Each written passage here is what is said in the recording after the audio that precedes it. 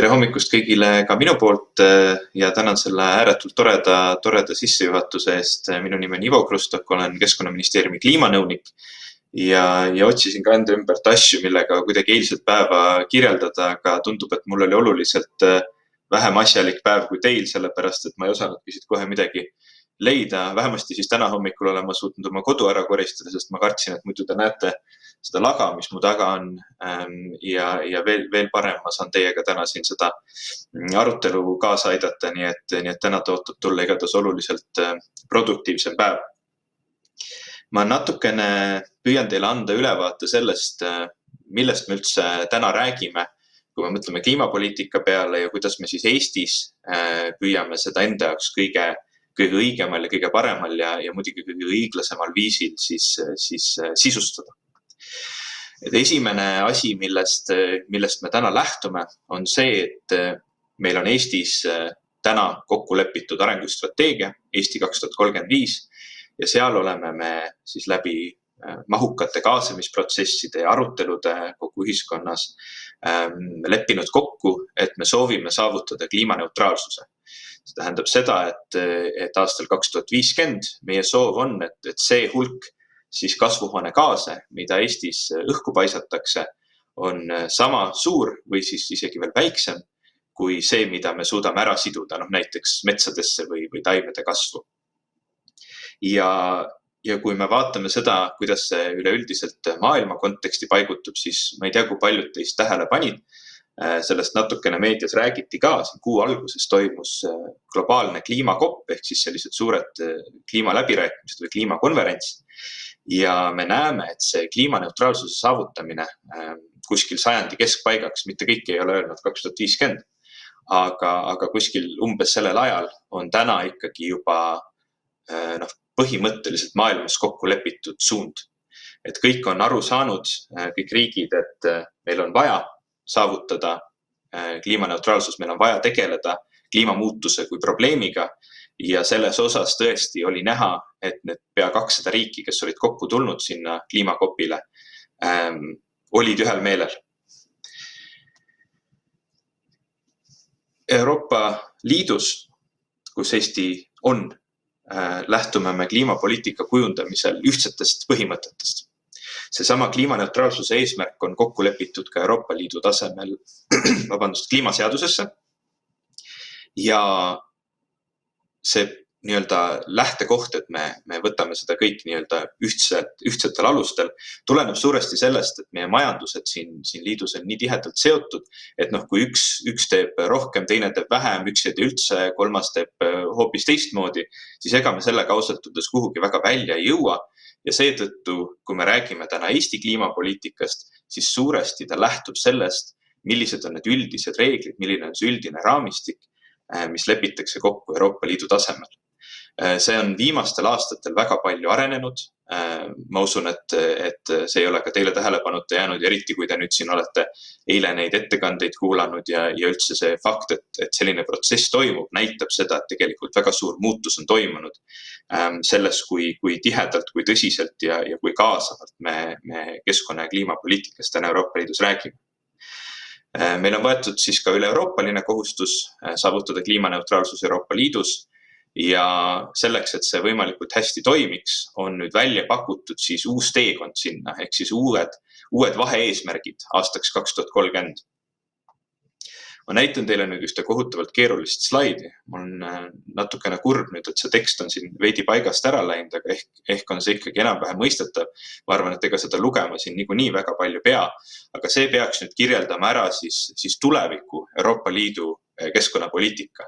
Ta väga palju ei erine sellest, mis meil täna on, küll aga on siin tugevamad eesmärgid erinevates kohtades ja palju rohkem selliseid toetavaid programme, toetavaid tegevusi ja kõike selleks, et siis saavutada tõesti nii puhtam transport, energiatõhusamad hooned ja läbi sellega oluliselt vähem raha, mis kuluks näiteks hoonete kütmisele ja jahutamisele, oluliselt rohelisem energia ja puhtam keskkond ja muidugi ka siis tegelikult nii loodusele kõige parem kui ka siis meil endale kõige tervislikum toitumine. Et need kõik tegelikult väga olulisel määral mängivad rolli selles, kuidas me selle kliimamuutusega toime tuleme. Ja see kõige olulisem osa on siin need keskmised 3 punkti sellel hallil joonel, kus on siis heitkoguse ühikutega kauplemise süsteem, jõupingutuste jagamise määrus ja LULUCF määrus, et need on Euroopa Liidu ja tegelikult ka Eesti kliimapoliitika sellised põhialused, põhisambad. Ma alustan sellest heitkoguse ühikutega kauplemise süsteemist, sellest on võib-olla kõige rohkem juttu ka olnud, see on see HKS või ETS, millest igal pool räägitakse, kui räägitakse just peamiselt siis Eesti kontekstis energia tootmisest, sest tegelikult kõik selline energia tootmine ja ka tegelikult energia ja siis süsiniku heite mahukas tootmine kuuluvadki siis sellisesse süsteemi, kus ettevõtetele on põhimõtteliselt pandud ette maksimumhulk CO2 või kasvuhoonegaasi, mida nad tohivad siis atmosfääri paisata ja see nii-öelda maht väheneb aasta-aastalt kogu aeg sinna poole, et üks hetk siis antud kontekstis täna me oleme kokku leppinud, et aastal 2030 peab olema meil 43% vähem seda süsiniku heidet, kui oli aastal 2005. Aga siis praegu nendel läbirääkimistel, mis Euroopa Liidus toimuvad, see nii-öelda kurikuulus pakett, kliima- ja energiapakett eesmärk 55, ja siis pakub välja, et selleks, et me oma kliimaneutraalsuse eesmärgi saavutaksime, tuleks seda tõsta siis 61% peale. Ja põhimõtteliselt see tähendabki seda, et ettevõtetel on mingi maht koos, nad tohivad selleks, et oma tegevust jätkata, mingi hulga süsihappegaasi siis atmosfääri paisata, aga nad peavad arvestama sellega, et iga aasta on see väiksem.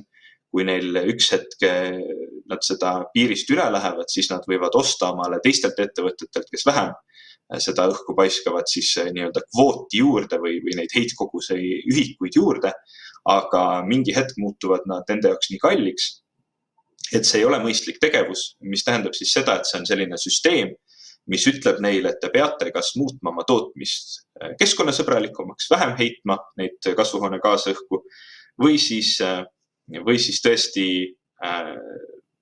te ei saagi enam seda tegevust jätkata, sellepärast et see muutub kohutavalt kalliks, sellepärast et see CO2 toob endaga kaasa, see atmosfääri selle paiskamine toob endaga kaasa väga-väga kallid ja mahukad probleemid kogu ühiskonnale ja ettevõte peab sellega arvestama.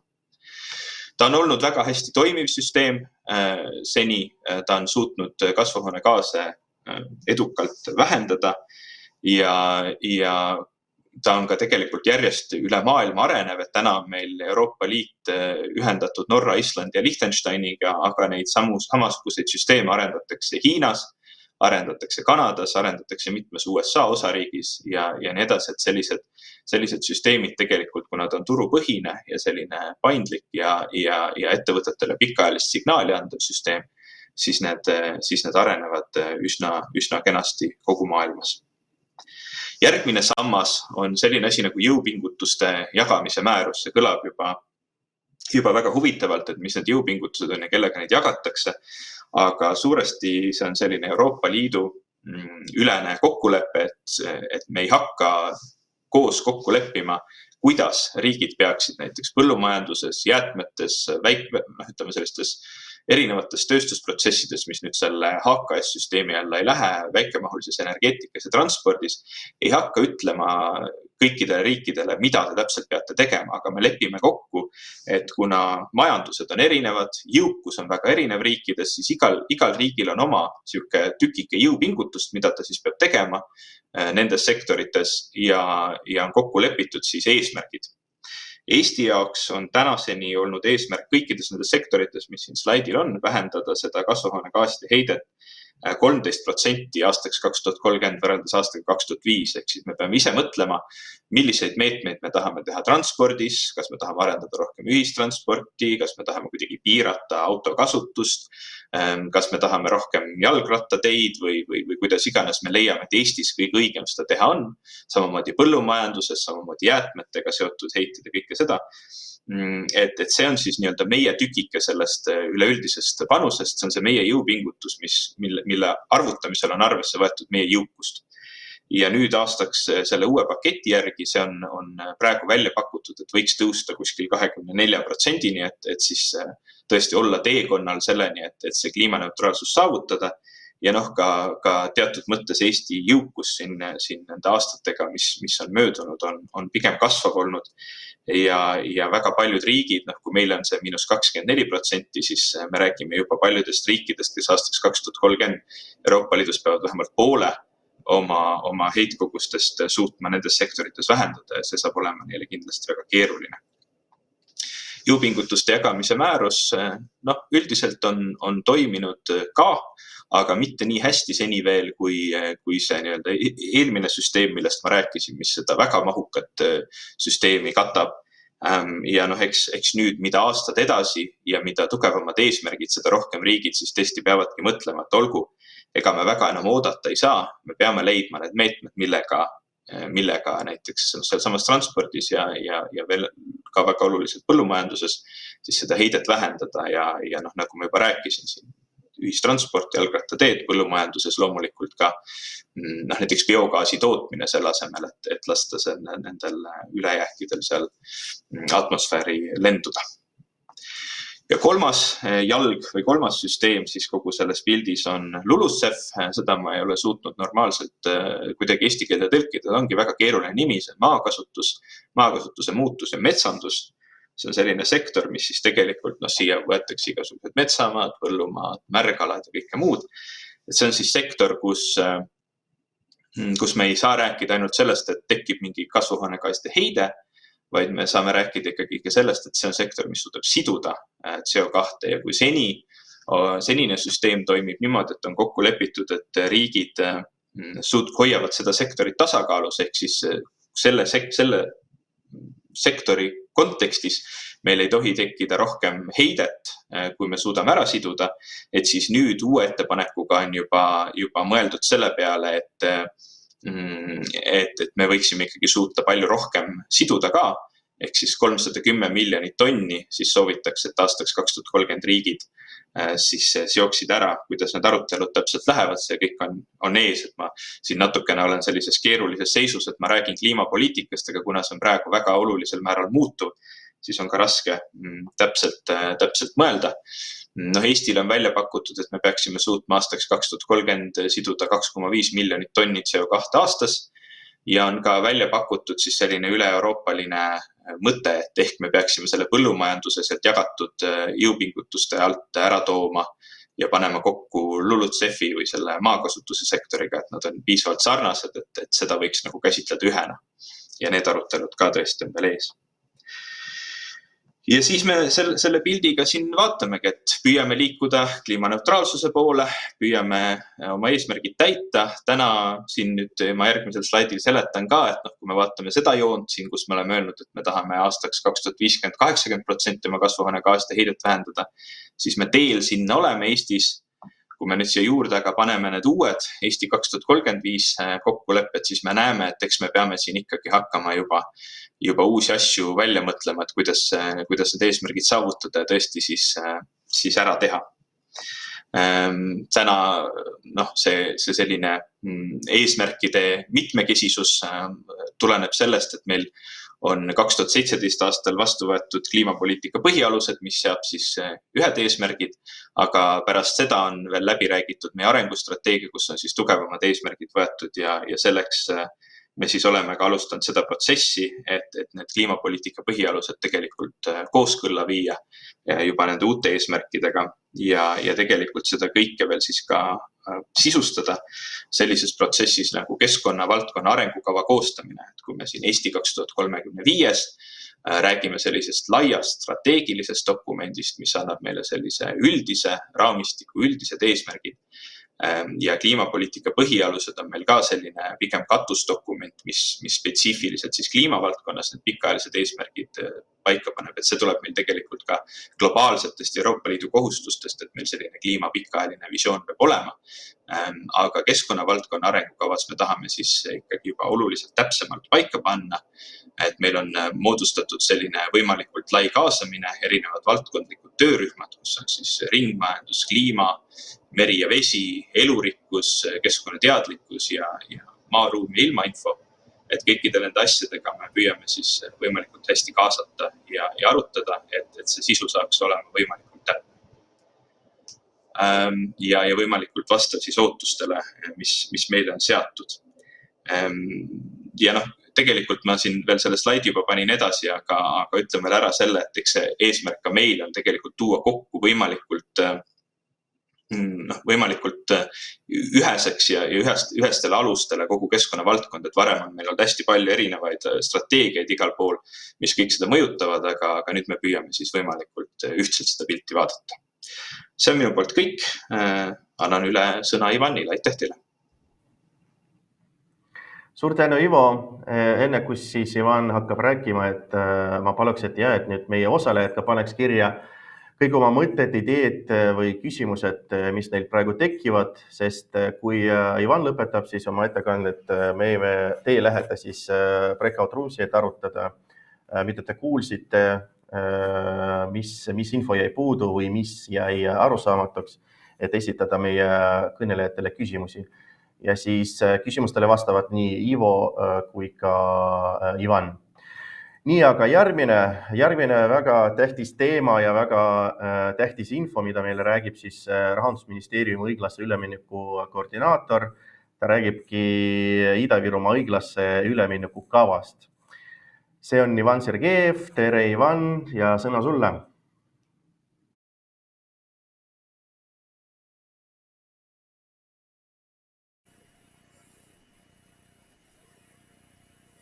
Tere hommikust! Ma loodan, et mind on kuulda ja slaid on näha. Vähemalt vist on. Tere hommikust kõigile ka minu poolt ja ma arvan, et tegu on väga olulise üritusega ja mul on suur au olla kutsutud siia teie ette rääkima sellest nii-öelda põhiteemast siis. Et kui te arutate õiglase ülemineku õiglust siis noorte nii-öelda vaatest, siis mina teengi teile ülevaated sellest, mis asi see õiglane üleminek siis, mis asi see on ja mida ta tähendab, mis selle raames plaanitakse, kuhu me liikumas oleme. Et mõned nii-öelda alguslaidid on juba üle räägitud siin ka Ivo poolt näiteks ja kindlasti olete puudutanud neid ka eile, aga kiire, et nii-öelda siis uuesti meeldetuletus või kinnitan ka omalt poolt, et rohepöörde puhul on tõesti tegu globaalse protsessiga. See ei ole midagi, mis Eesti ega Euroopa Liit on üksustanud ja nüüd endale ajale võtnud, vaid see on midagi, mida me lähtuvalt oma eksistentsiaalsetest huvidest ja nii-öelda vajadustest siis koos teeme. Mis on oluline silmas pidada selle õiglase ülemineku kontekstis konkreetselt, on see viimane punkt siin. Et kliimaneutraalsusele üleminek nõuab suuri pingutusi ja mõned piirkonnad on selles protsessis kõige rohkem haavatavad kui teised. Eelkõige see puudutab siis neid piirkondi, mis sõltuvad tugevalt fossiilkütustest. Kui me mõtleme konkreetselt Eesti peale, siis ilmselgelt on selliseks piirkonnaks Ida-Virumaa. Eesti suurim saastaja põlevkivisektor on kontsentreeritud just Ida-Virumaal ja kui me võtame 2019. aasta andmeid, siis üle poole Eesti kogu kasvuhoonegaaside heitkogustest tulid ainult siit ühest piirkonnast. Et me oleme selles mõttes siin nii-öelda championid kahjuks. Ja see on sellest lähtuvalt ka ilmselge, et kui me üritame kliimaneutraalsuseni jõuda, siis kõige suurem saab kannatada just Ida-Virumaa. Ja see omakorda, see mõju, mis kliimaneutraalsusest tuleneb, lisandub juba regioonis esinevatele väljakutsetele, mida me kõik teiega teame. Madalad palgad, suhteliselt suur töötus, vähenev ja vanandev elanikkond ja nii edasi. Jah, üleminek on toimunud juba ammu. Tegelikult ei ole see uus teema kliima nii-öelda aspektidest lähtuvalt, ega ei ole see uus teema ka nii-öelda tehnoloogiliselt. Et sektoris hõivatud inimeste arv on pidevalt kahanenud alates 1980. aastatest ja on toimunud nende nii majanduse restruktureerimise, kliimapoliitika kui ka olulisel määral tehnoloogilise arengu pärast. Mis siis need ülemineku mõjud on? Et võib öelda, et ülemineku protsess avaldab oma mõju peaaegu kõigile eluvaldkondadele Ida-Virumaal. Üleminek kliimaneutraalsusele tähendab mõju tööhõivele, piirkonnas pakkuvatele töökohtadele, sellele, mis karjäärivõimalusi näiteks meil on, mis võimalusi õppeks meil on, see mõjutab ka meie rändeotsuseid, et kas me tahame siia jääda või me pigem lahkume siit, sest me ei näe tulevikku siin piirkonnas. See mõjutab ka elektri- ja soojishindade varustuskindlust ja hinde. See mõjutab meie mained üle Eesti ja siis ka maakonnasiseselt elanike seas. Nii et see ülemineku mõju on meie maakonna vaates nagu suhteliselt selline totaalne. Aga nagu me esimesel slaidiga nägime, et Ida-Virumaa ei ole tegelikult selles mõttes unikaalne, et sarnaseid väljakutseid esineb ka teistes piirkondades üle Euroopa. Ja sellepärast ongi väga õiglane ja loogiline, et Euroopa Liit lõi eelmisel aastal niinimetatud õiglase ülemineku mehhanismi, mille eesmärgiks ongi toetada majandust, tööhõivet, inimesi ja keskkonda nendes piirkondades, mida ootavad ees olulised sotsiaal-majanduslikud väljakutsed seoses lühidalt meie kliimaeesmärkidega. Eesti kontekstis on selliseks õiglase ülemineku sihtpiirkondaks Ida-Virumaa ja siis selleks, et fondi vahendeid kätte saada, peame me koostama niinimetatud õiglase ülemineku territoriaalset kava, mida teie hakkate ka tagasisidestama ja kuhu me teie tagasisidet ka kaalume ja siis üritame sisse tuua siis detsembri alguses. Nii, õiglase ülemineku mehhanism. Tegelikult see mehhanism on selline huvitav sõna, aga iseenesest me räägime rahast ja poliitikast. Mehhanism koosneb 3 sambast. Esimene sammas, millest räägitakse kõige rohkem, kui me räägime õiglast, siis see on see õiglase ülemineku fond. Ehk et need on need 340 miljonit eurot pluss tehniline abi, kokku 354 miljonit eurot, mis on plaanis jagada piirkonnas siis toetusteks. Samas on olemas ka teine ja 3. sammas. Lühidalt ja lihtsamalt on neid võimalik mõista nii, et see on siis teine sammas on mõeldud laenutuna erasektorile selleks, et oma üleminekuid sooritada. Sammas on laenud avalikule sektorile. Kõige rohkem, aga me kindlasti ka täna keskendume just õiglase ülemineku fondile. Aga lihtsalt on vaja silmas pidada, et tegelikult fond ei ole ainukene asi, seal on veel laenud nii era- kui avalikule sektorile. Mis siis toetada saab õiglase ülemineku fondist? Et kui võtta niiviisi lühidalt, et tegelikult loetelu toetavatest valdkondadest on pikem, aga lühendades tootlikud investeeringud, mis aitaksid Ida-Virumaal siis leiutada või siis paika panna uut majandus, mis on palju vähem sõltuvuses fossiilkütustest. Ehk et kõik, mis aitab kaasa väikse ja keskmise suurusega ettevõtete loomesse, panustab majanduse mitmekesistamisse, aitab seda majandust kaasajastada ja ümber korraldada. Kõik need igasugused investeeringud on väga teretulnud. Ilmselt koos nende investeeringutega luuakse ka uusi töökohti, mis on ka teine väga oluline aspekt, et me peame looma uusi töökohti. Aga uusi töökohti on plaanis mitte luua ainult suurte tööstuslike investeeringutega, vaid ka väiksemate asjadega, läbi inkubaatorite, startup kogukonna toetamise ja tõesti väikse kuni mikrotasandi ettevõtete toetamise. Lisaks plaanis on investeeringud või õiglase ülemineku fondi määruse alusel on võimalik toetada investeeringuid arendusse ja innovatsiooni, oskuste täiendamisse ja ümberõppesse ning siis hariduse ja sotsiaalse kaasatusse. Lisaks selle on ka selliseid laiemaid teemasid, mida saab toetada, nimelt digitaliseerimine, taastuvenergia investeeringud, energiatõhusus, ringmajandus ja nii edasi. Mis erisusi või välistusi on õiglase ülemineku fondis? Et nagu ma korra mainisin, et õiglase ülemineku fond keskendub eelkõige väikse ja keskmise suurusega ettevõtetele. Väiksed ja keskmise suurusega ettevõtted ei ole tegelikult tingimata nii väiksed. Et sellise määratluse alla sobivad näiteks ettevõtted, kus töötavad kuni 250 inimest, ehk et tegelikult ei olegi meie tavamõistes nii väike ettevõte, aga siia nad kuuluvad siia määratluse alla. Et kuni 250 töötajat või siis kuni 50 miljonit käibemahtu. Ja selliseid ettevõtteid, mis on suuremad kui need, on võimalik ka toetada õiglase ülemineku fondist, aga seal on vaja selgitada, miks siis nii suurtele ja võimekatele ettevõtetele vaja toetust jagada. Et seal on omaette protsess natukene. Ja siis, kui rääkida välistustest, siis siin on ka täitsa konkreetne loetelu, et mida toetada ei tohi.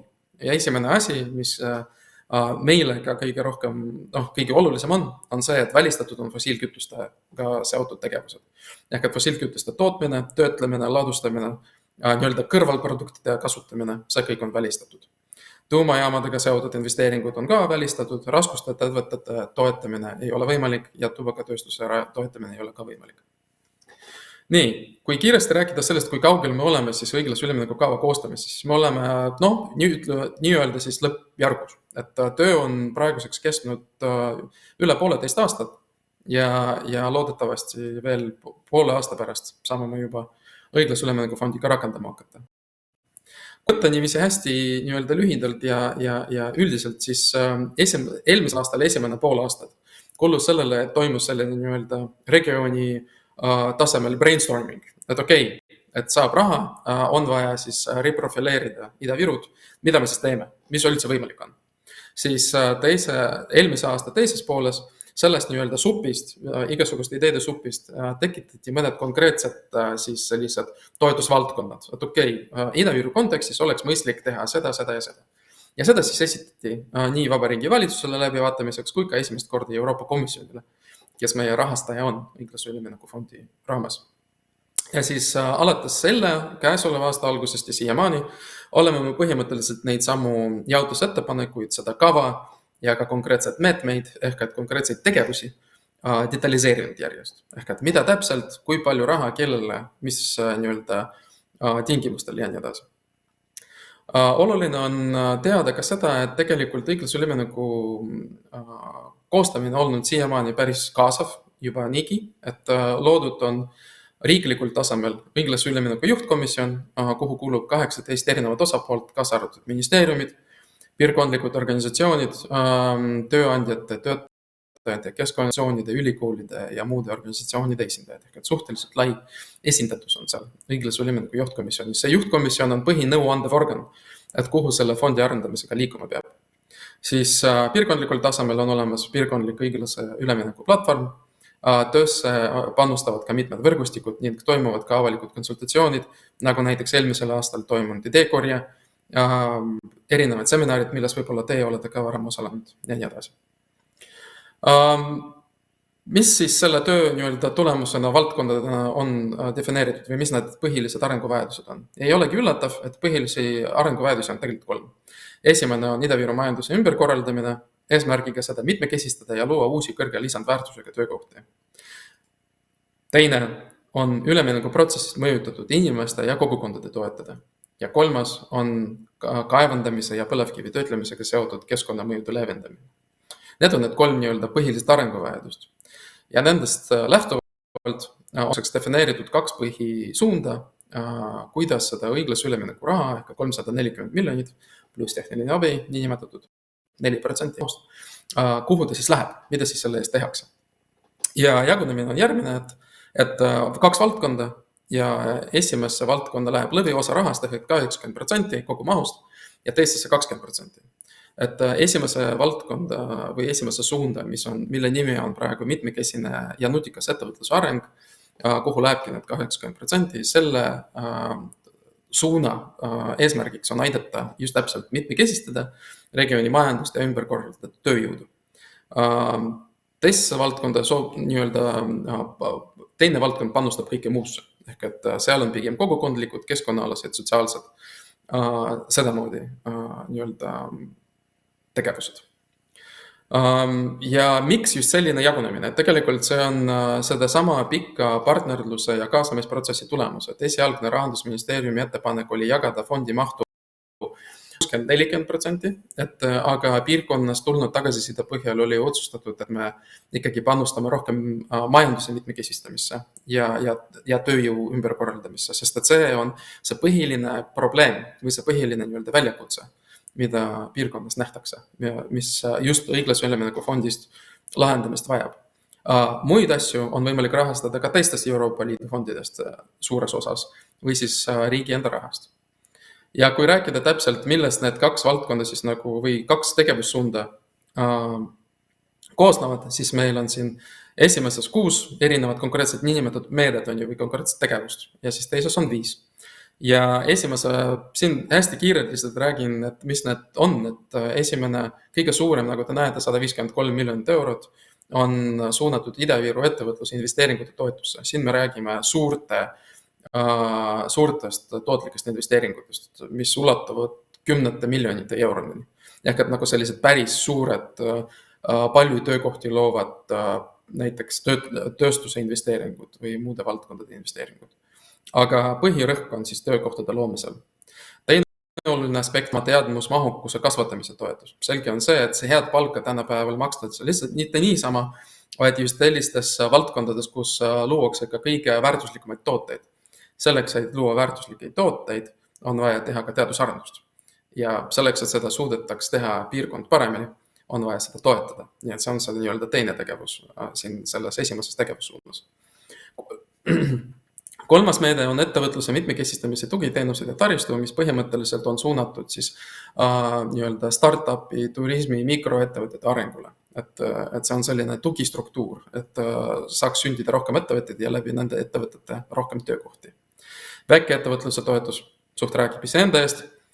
Töölt tööle liikumine tähendab, et siis põlevkivisektori töötajatele konkreetselt, kes on sunnitud lahkuma oma nii-öelda praegusest töökohast suht keskpikas perspektiivis ja minema kuhugi teisesse valdkonda, et see üleminek nende jaoks teha võimalikult sujuvaks, siis ongi olemas see 5. meede siin esimeses tegevussuunas. Ja 6. meede täiendkoolituse mahu suurendamine on siis loodud tasemeõppekavade arendamise ja käivitamise jaoks kaasa arvatud siis kutse- ja kõrghariduses. Teises tegevussuunas on meil kaugkütte lahtisidumine põlevkivist, põlevkivi kaevandamisest tulenevaid keskkonnaprobleemide lahendamine, ühiskondliku muutust toetavad sotsiaalterviseteenuste arendamine, kohalike omavalitsuste investeeringud ja ka piirkondlik algatus.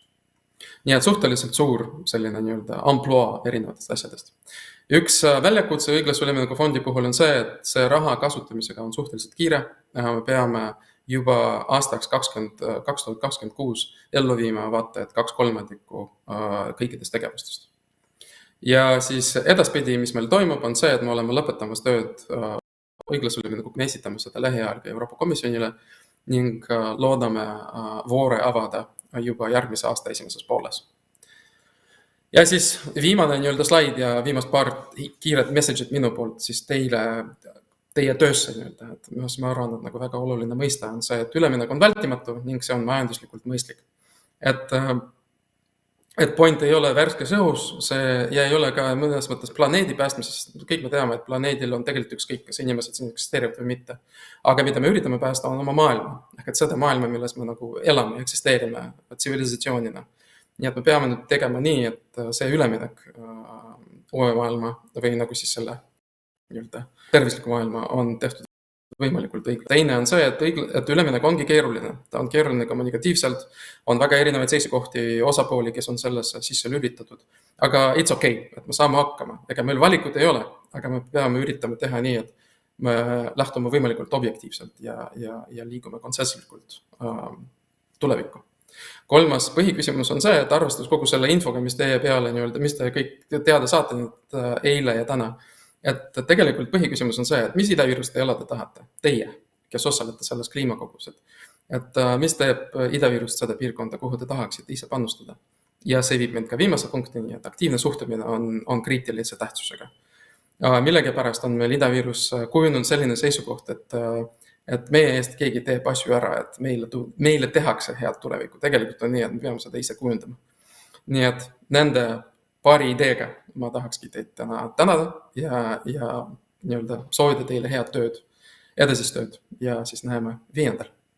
Aitäh! Ja meil on ka nii Ivo kui ka Ivan on meil siin ekraanil. Nii, ja esimene küsimus.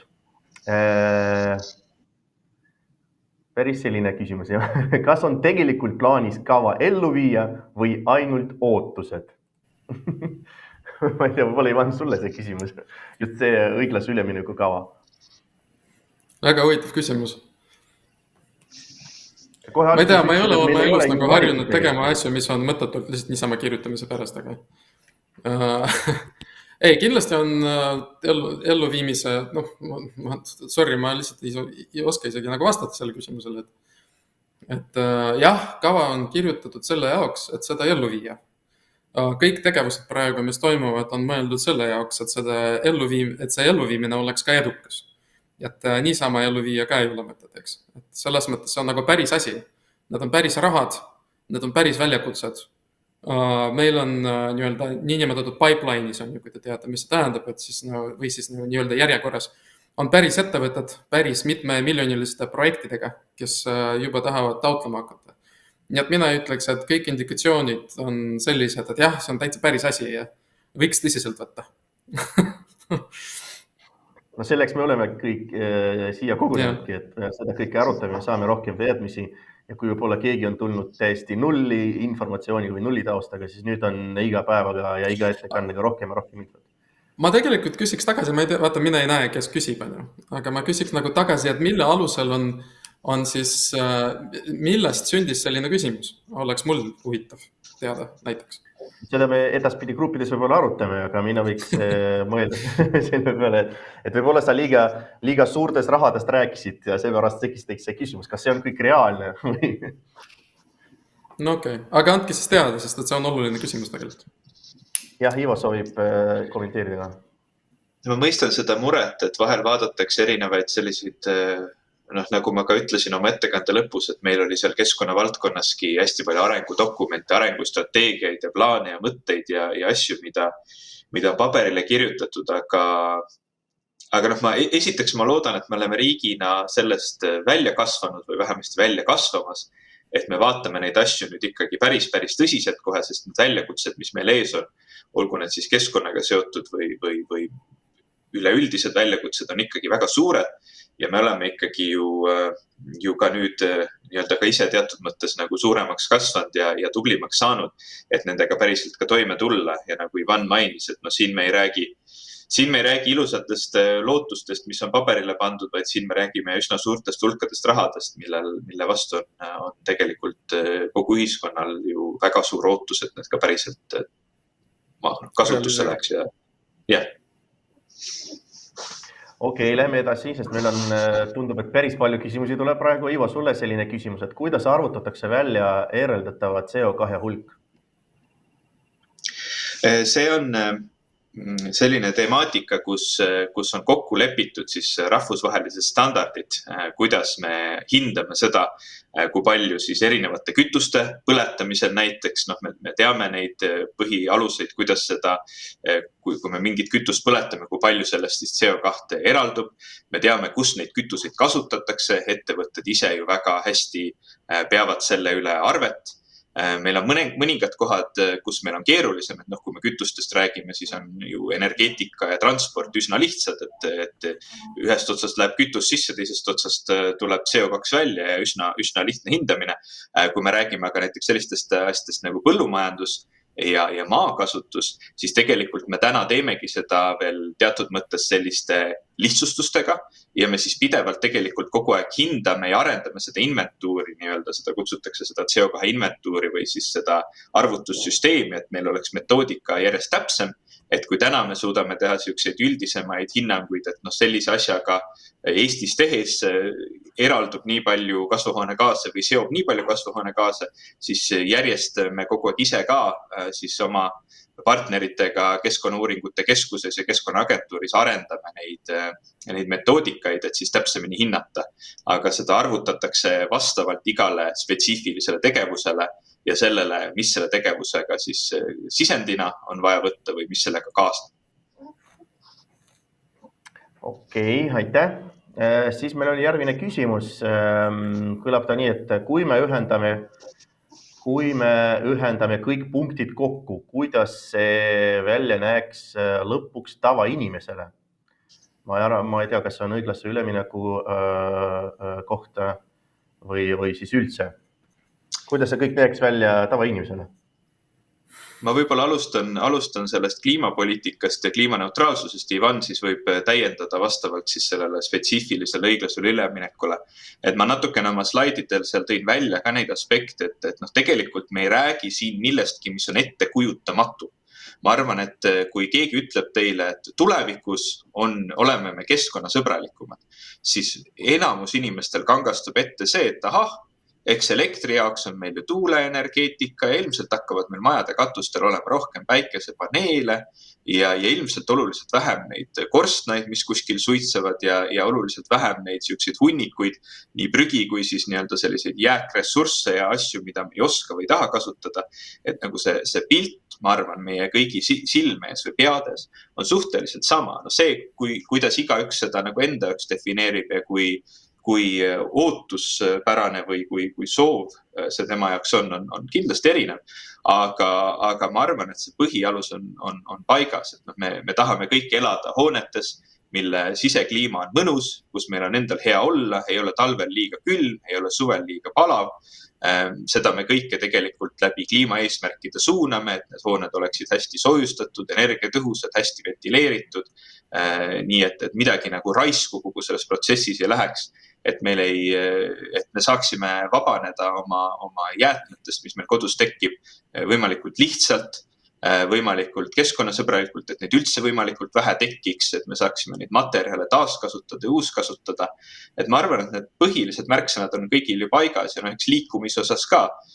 Me sõidame küll autodega ringi, aga samas me teame, et see ei ole mitte kõige efektiivsem viis paljudel inimestel ringi liikuda, nii et nendes olukordades, kus seda vaja on, me kindlasti teeme seda ka tulevikus, aga nendes kohtades, kus on mõistlikum, mugavam, kiirem, kasutada ühistransporti, sõita jalgratta või rulaga või lihtsalt kõndida, et siis sellise tuleviku poole me järjest rohkem liigume.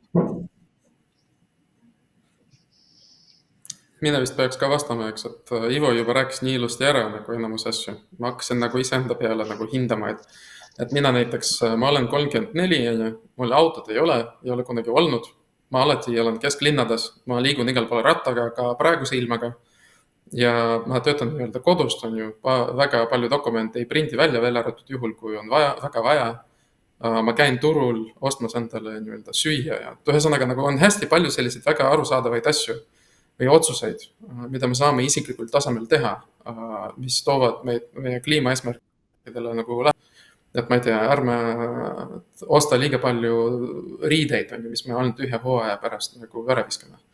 Aga kui nüüd rääkida sellest nii-öelda minu teemast ehk õiglasest üleminekust, siis siin ma arvan, et see, kuidas see igasse inimesse puutub, väga tugevalt sõltub tema nii-öelda lähtepunktist või lähtekohast. Et kui see on mõni näiteks on ju, mõni Ida-Virumaa noor, siis mina ütleks, et õiglase ülemineku puhul üks väljunditest, mis mina ise nagu ootan, see ei ole väga mõõdetav, mida ma ootan, on selline elukvaliteedi muutus ka nagu emotsionaalsel tasemel, et Ida-Virumaal on lahe. Me oleme näinud tegelikult, et Ida-Virumaal on väga lahedaid üritusi, on väga, see elu Ida-Virumaal on minemas aina nagu paremaks, on iga aastaga tegelikult, kui me objektiivselt hakkame vaatama seda. Ja ma arvan, et selle protsessi edasiarendamine see, et on hea palgaga töökohti ka väljapool põlevkiviõlisektorid on ju vaid näiteks startupides ja ma ei tea, igasugustes nagu robootikaga tegelevates ettevõtetes, aga ma ei pea tingimata tööstusesse minema tööle, on ju, kui ma Ida-Virust olen, siis ma saan tegelikult ka loomemajanduses nagu et nagu selline mitmekesisus ja valikute küllus ja sellest tulenev ka selline nii-öelda üldine eluväärtuse paranemine on see, mida mina nagu ootaks selles protsessis sellisel nii-öelda metatasandil. Et ma arvan, et see on see nagu eesmärk, selline sisemine eesmärk, mille poole me selle asjaga nagu pürgime. Ja kõik see toimub sellisel viisil, nagu Ivo seda just kirjeldiseks, et ei pea tingimata uusi korstnasid üles panema ja et me teame, et me oleme puhtamad eluviisi ja me oleme rahul sellega. Ma ei tea, minu arust on see väga emotsionaalne, et see nii-öelda väljund, mida tahaks saada. Ma võin teile küll nagu töökohtadest rääkida ja õppimisvõimalustest ja ma ei tea, kõikidest meie nii-öelda väljundindikaatoritest on ju, aga see ei ole mõte. Ma arvan, et see mõte on selles, et piirkonnas on tuleviku, ma tahan siin olla. See on see põhiline.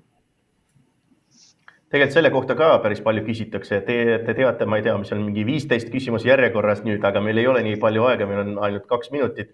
Siis ma küsin seda, et kuidas lahendada energiadifitsiidi probleemi ilma tuumaenergiata. Et siis tuule- ja päikseenergia tootlikkus on väga väike ja kuidas siis võidelda kõrge elektri hinna vastu, et kommentaar on selline, et Soomes on see ju korraldades odavam. Sellega on selline lugu, et esiteks taastuvenergiast on võimalik nii palju rohkem toota, kui me seda täna teeme. See ei ole üldse siuke, et tootlikkus on väike.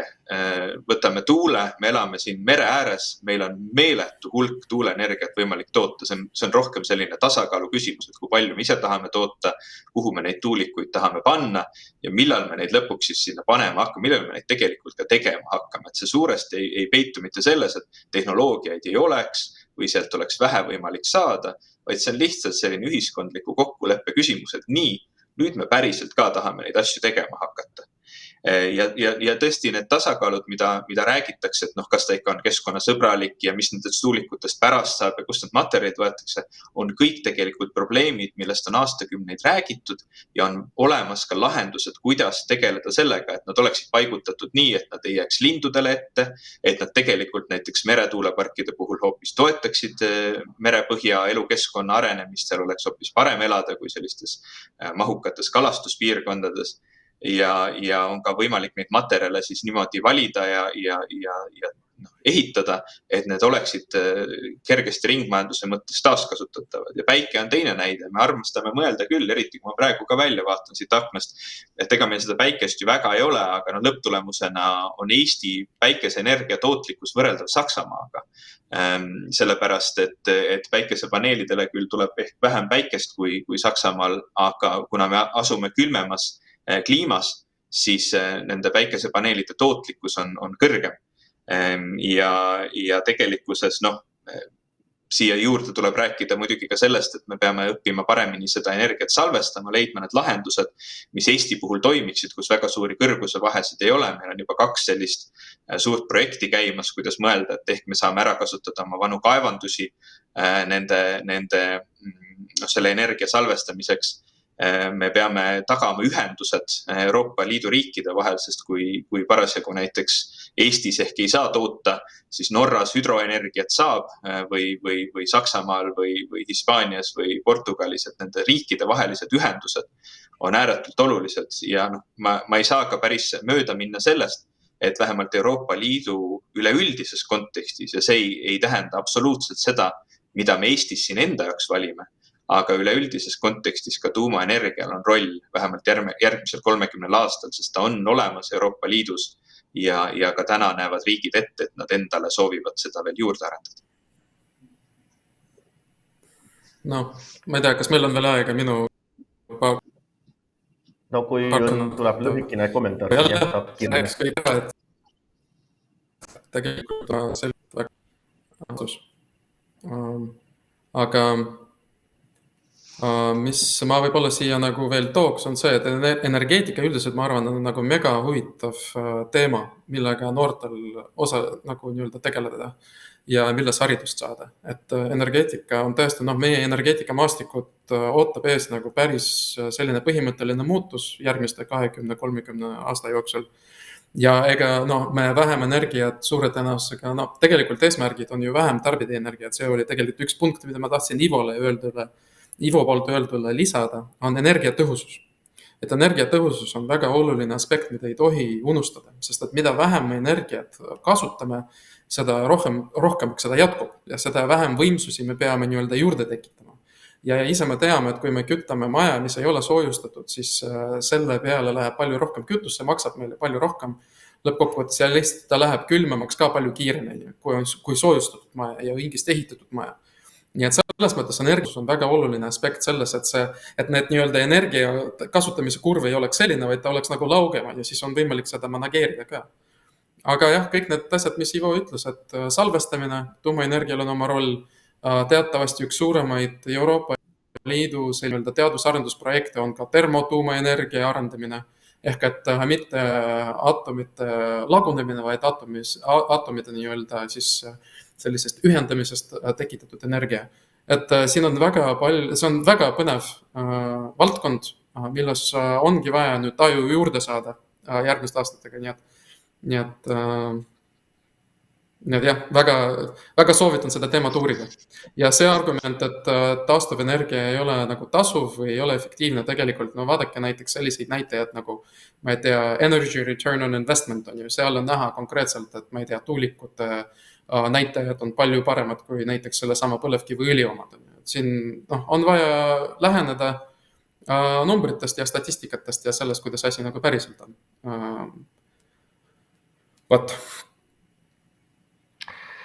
Kuulge, suured tänud. Meil on jäänud mõned küsimused ja me oleme lubanud ka osalejatele, et kõik küsimused peavad saama vastuseid. Siis selline kokkulepe, et me saadame need küsimused teile ja teie vastate siis kirjalikult ja me paneme siis need kõiki küsimusi ja vastusi veebilehele kliimamuutuse.ee. Suured tänud, Ivo, suured tänud, Ivan.